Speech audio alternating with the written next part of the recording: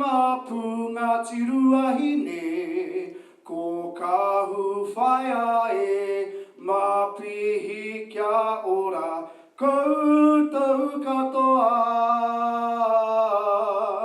Koia nei te whakaminenga o ngā hinengaro rangatira o te ao Pakihi me te ao kau te Māori.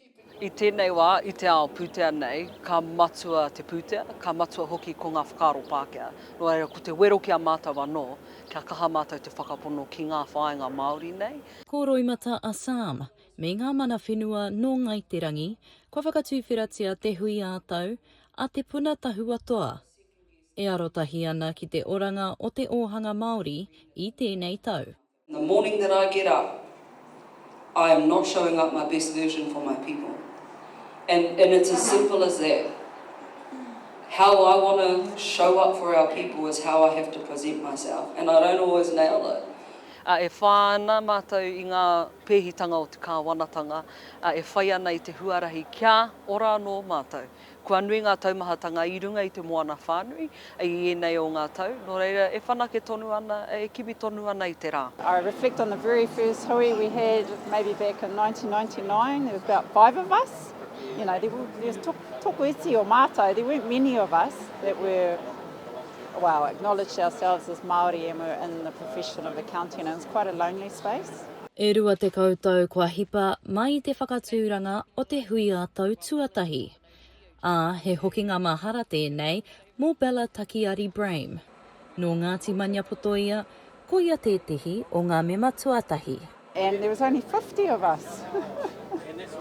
And you look at the hui today, completely sold out. Ka pūteru hā, ka hau te rangatahi, there's so many young ones coming through that are just really much more switched on than I was when I was their age. Thank you. How are you? Good. Are you enjoying it so far?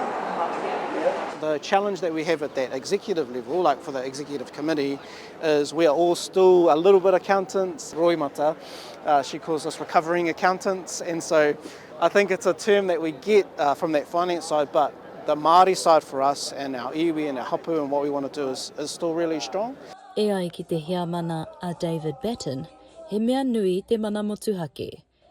Whioi ko te tuakiritanga Māori, te tuapapa o tā rātou tupu. It's not a new thing for Māori, but in a business sense, the changes out of being in things like PSGEs and like going away from it all being about law into business, now we're managing money and we're doing quite a lot with the money side of it. There's still an independence or your own Mana Motuhake that you have to have. We do have to be different now.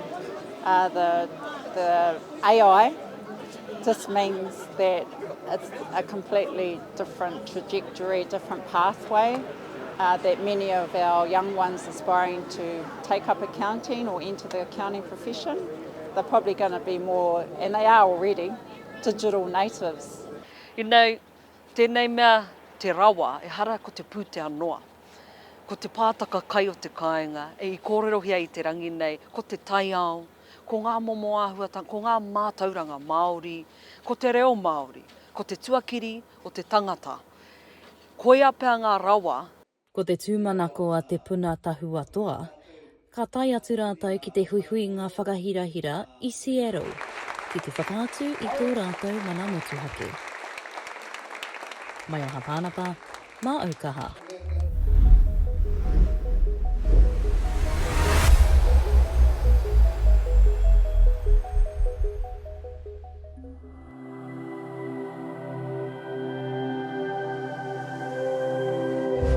Ko te reo, te take.